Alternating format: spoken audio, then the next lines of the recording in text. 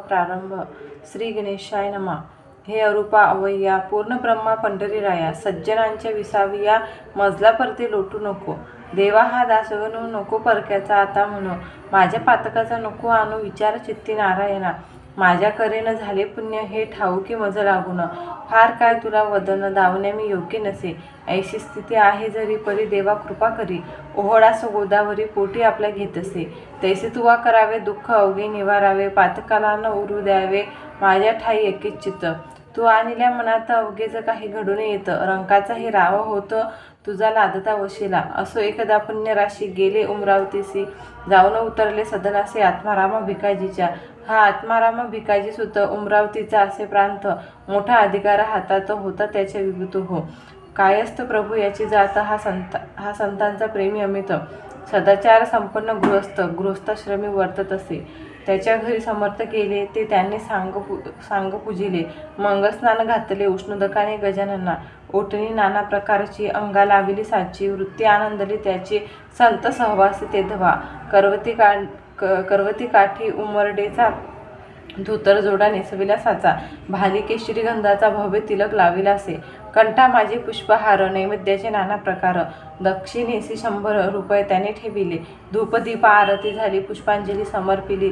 दर्शना लागे दाटी झाली उमरावतीच्या लोकांची. प्रत्येकायचे वाटावे समर्थ आपल्या घरी न्यावे. यथासांग करावे पूजन त्यांचे येणे रीते. इच्छा ऐसे बहुता झाली परी थोडक्याची मनीषा पुरली. सदनी पावले लागण्या भली पुण्य पाहिजे बलवत्तर.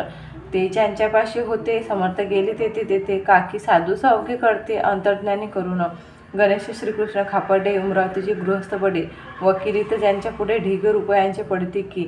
दादासाहेब याप्रत म्हणत होते वराडात. हा सज्जन भाविक अत्यंत ब्राह्मण शुल्क यजुर्वेदी. त्याने विनंती करिता खरी महाराज गेले त्याच्या घरी. तेथेही झाली याच परी समर्थाची पूजा हो. गणेश आप्पा म्हणून होता लिंगायत वाणी.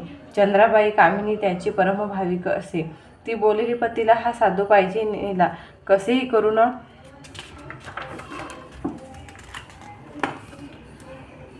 करून घराला पहा विनंती करून. आपली निष्पाप असल्या मन याचे आगमने करून. होईल आपले पवित्र सदन भाविकाचा देव असे. गणेश आप्पा म्हणे तिला वेड लागले आहे तुला. हा सदनी साधू न्यावयाला वशिला पाहिजे बलवत्तर. पहा खापर्ड्या लागून हा साधू न्यावया सदनी श्रम पडले ते आन ध्याने उगा हट्ट करू नको. चंद्राबाई म्हणे आता हे न पटे माझ्या चित्ता. सांगे माझी मनोदेवता सदनी साधू येतील हो. तुम्ही करा हो त्यांना नुसती सदनी येण्यास विनंती. गरिबावरी असते प्रीती संतांची ती विशेष. परी आप्पा बोले ना छाती त्याची होईना. बोलवावयासी निज सदना श्री गजानन साधू ते. महाराज बदले अखेर गणेश आप्पाचा धरून कर. तुझे किती आहे सदन दूर तेवढे सांग मला. तुझ्या सदनी वाटते यावे काही वेळ बसावे. अरे चित्ती असेल ती बोलावे भीडन धरिता कवनाची. ऐसे महाराज बोलता गणेश आप्पाच्या चित्त हर्ष झाला तत्वता. तो न शब्द बोलवे. समर्थास नेऊन सदनी पूजा केली. उयंतांनी आपुला संसार त्याची चरणी अर्पण केला तत्काळ. असो ऐशा पूजा अमित झाल्या उमरावतीत. त्या प्रत्येक पूजेप्रत एक गृहस्थ हजर असे. तो आत्माराम भिकाजीचा नात्याने हा होता भाचा. राहणारा मुंबई शहरीचा तार मास्तर असे की. तो रजा घेऊन भला उमरावतीसह होता आला. भेटेने आपल्या मामाला बाळाभाऊ नाम ज्याचे. त्या बाळाभाऊ कारण समर्थाचे लागले ध्यान. म्हणे ऐशा साधूचे चरण सोडून कोठे जाऊ नये. प्रपंच अवघा अश्वाश्वत त्यात कशाला गोऊ चित्त. केला आजपर्यंत तोच आता पुरे झाला. काही असो आजपासून मी न सोडी त्यांचे चरण. अमृताला टाकून विष प्याया कोणी जावे. म्हणून प्रत्येक पूजेला बाळाभाऊ हजर भला होता बुधहो राहिला. दुसरे न काही कारण. असो काही दिवसांनी शेगावे आले परतून. मळ्यासी न जाता जाणे आली मंदिरी मोठ्याच्या. त्या मंदिराच्या पूर्वेस एक जागा होती ओस. गजानन पुण्यपुरुष येऊन बसला ते ठाया. बातमी महाराज आल्याची कृष्ण पाठला कळली साची. त्यांनी जागा मळ्याची सोडली हे समजले. म्हणून आला धावत त्या ओस जागेवर सत्य. महाराजा करून दंडवत अधोवतन बैसला. डोळ्यातून वाहे पाणी खंड त्याला नसे जाणे. रस्त टाकली भिजवून त्या अश्रूंनी छातीचे. तरी महाराज बोलले पाटलाला ऐसा का रे रडशी भला. शोक कोणता तुला झाला ते वेगळे सांग मज. पाटील बोले त्यावर जोडून आपली दोन्ही कर. महाराज मड्याचा अवेर का हो आज केला तर हा. ऐसा अक्षम्य कोणता अपराध झाला सांगा आता माझ्याकडून. ज्ञानवंता मी लेकरू आपुले असे. ही देशमुखाच्या बाजूची जागा आहे बघा साची, एका माळ्याच्या मालकीची. इथे तुम्ही राहू नका. मळ्यात मर्जी नसेल तरी चला, राहत्या घरी ते खाली करतो सत्वरी तुम्हासाठी दयाळा. काकी तुम्हा वाचून मला ना काही प्रिय आण. हे कळले वर्तमान अवघे पाठील मंडळी तेही तेथे धावून आले. महाराज विनवू लागले, निज सदना या भले हरी आणि नारायण. महाराज बोलले, तयासी मी जो या जागेसी येऊन बसलो आज दिवशी, ते तुमच्या हितास्तव. ते पुढे येईल कळून, आता न करा भाषण. वाद दोघाचे निर्मूलन करील हे विसरू नका. जितके जगी जमेदार तितके न करीत विचार, मागचा पुढचा साचार हेच ऊनी त्यांच्या ठाई. जा बंकटलालासी पाहून आण वेगेसी, मी सोडिता ततगृहासी. तो नाही रागावला ते का हे त्याचे विचार. माझी कृपा तुमच्यावर आहे ती न ढळणार कोणत्याही कारणाने. बंकटलालही आला तेथ घालू लागला समजूत, यांच्या मर्जीविरुद्ध मळ्यात तुम्ही यांना नेऊ नका. माझ्या घरून जेव्हा आले तेव्हा सांगा मी काय केले. आपण आहोत त्यांची बाळे, ते सारखे अवघ्यांना सकाराम आसोलकर आहे मनाचा उदार. तो जागा देण्याचा इन्कार करणार नाही वाटते. सकाराम देईल जागा, पुढची करू आपण बघा. म्हणजे अवघ्यास यात भागा घेता येईल सहजची. समेट अवघ्याचा होऊनी मठ बांधिला त्या ठिकाणी. परशुराम सावजींनी मेहनत घेतली विशेष. समर्थाच्या बरोबर निस्सीम भक्त होते चार. भास्कर, बाळाभाऊ, पितांबर, उमरावतीचा गणेश आप्पा, रामचंद्र गुरव त्याच परी राहत होता बरोबरी. हे 5 पांडव श्रीहरी गजानन शोभू लागले. वृत्ती बाळाभाऊची अतिविरक्त झाली साची. परवानं त्यांनी नोकरीची केली अकिच्चित आपुल्या. पत्रे येती वरच्यावरी बाळाभाऊस येण्या घरी परी परिणाम अंतरी काहीच त्याच्या होईना. भास्कर म्हणे, गुरुराया हा सोकला पेढे खाया, म्हणून ना इच्छा जाया. आपल्यापासून कोणीकडे तुम्ही द्यावा याते मार, म्हणजे जहाजवळ करेल घर. रत्न 14वे पाहिले बिगर, हा येथून हलने नसे. लकडी वाचून माकड पाहणं होई गदी धड. मोठमोठाले ते पहाड भिवू लागती व्रजाला. एकदा बडेच घालवून दिले बाळाभाऊ कारण, परी तो आला परतून राजीनामा देऊन या. बाळाभाऊ शेगावसे येता भास्कर बोलला त्यासे, काय रे आम्हा त्रास देसे. येथे येऊन वरच्यावर ओढाळ बैल हिरव्यावर पाहे पडाया निरंतर. त्यास जरी दिला मार तरी तो येई तेथ पुन्हा. तैसी लोचिटा तुझी कृती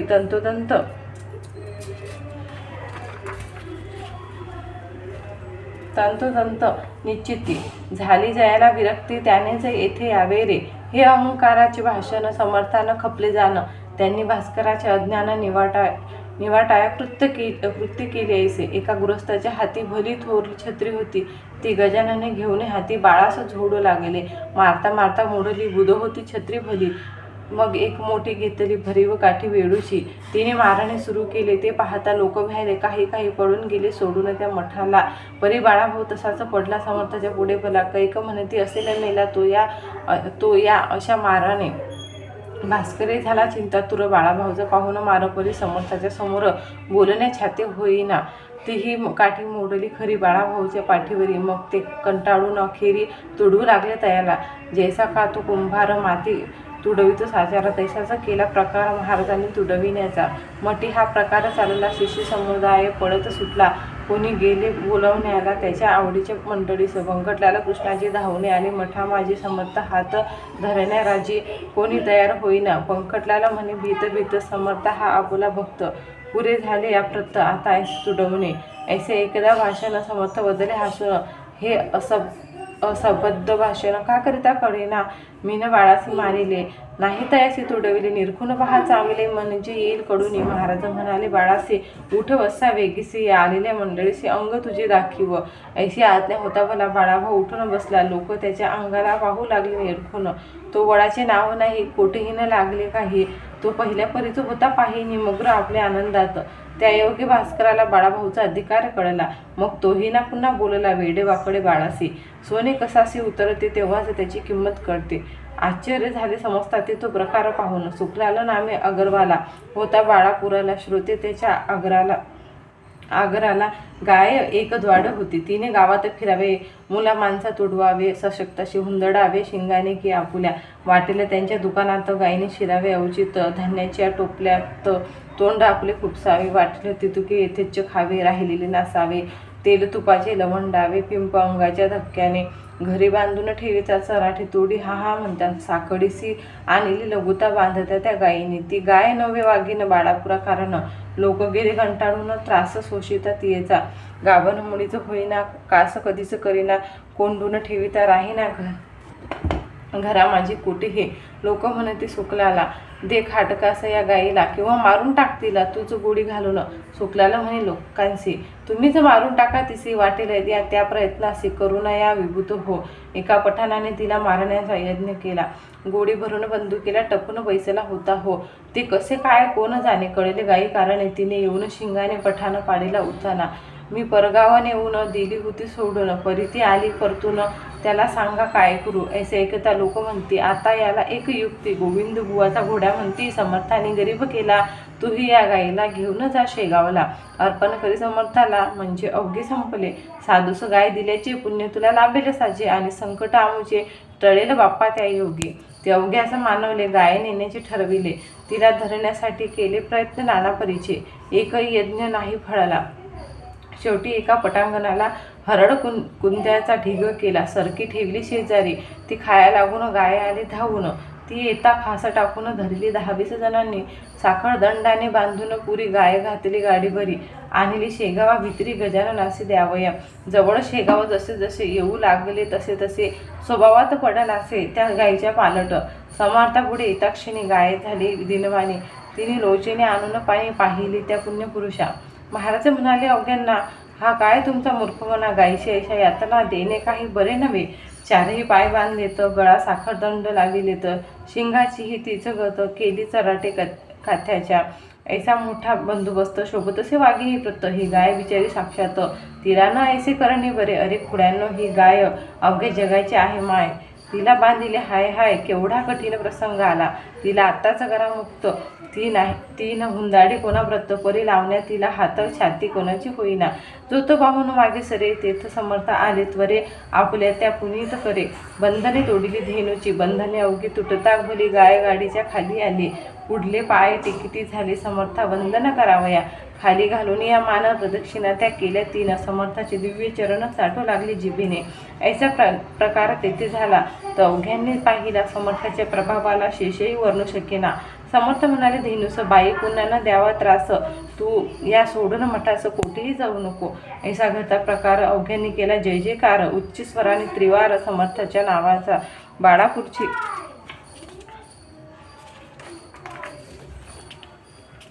मंडळी बाळापुरा निघून गेली. गाय तेथेच राहिली शेगावासी मठामध्ये. त्या दिवसापासून ठावेनं तिला चराट जाणं. सुज्ञ धेनूचे अवघे गुण तिच्या ठाई पातले. अजून त्या शेगावात तिची संतती नांदते. जे काही वदती ब्रह्म वेदते तेच येथे घडून. असं एक कारण ज्याचा लक्ष्मण गुढे नावाचा विप्र वाजसनीय शाखेचा धनकनक संपन्न असे. त्याशी रोग झाला पोटात. उपाय केले अत्यंत परीना आला गुण किंचित. खर्च सारा व्यर्थ गेला. त्याने समर्थाची कीर्ती कर्णोपकरणे ऐकली होती म्हणून सहपरिवारे सत्वर गती आला शेगवा कारणे. रोग व्याधीने चालविना श्रोते तया लक्ष्मणा. दोघा तिघांनीही उचलून जाणा आणले त्या मठात. करण्या नुसता नमस्कार. असमर्थ होते शरीर. त्याच्या कुटुंबाने पदर समर्थापुढे पसरला आणि म्हणाले दयाघना मी आपली धर्मकन्या. माझ्या पतीच्या यातना हरण करावे आपण. अमृताचे दर्शन होता का यावे मरण. माझ्या कुंकवा लागून टिकवा हीच विनंती. त्यावेळी समर्थ स्वारी आंबा खात होती खरी. तोच फेकीला अंगावरी त्या लक्ष्मण कांतीच्या. जा दे हा पतीस खाया व्याधी त्याची बरी व्हाया. तू शोभसी त्यास जाया पती भक्ती परायण. यापुढे न काही बदलले. चिलीम उडू लागले. श्री गजानन स्वामी भले आपल्या मठात शेगावी.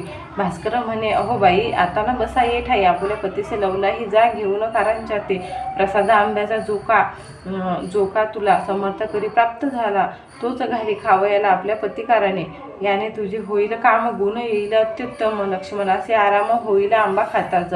बाई घेऊन आंब्याला येती झाली कारंजाला. प्रसाद खाऊ घातला आंब्याच्या आपल्या पतीस.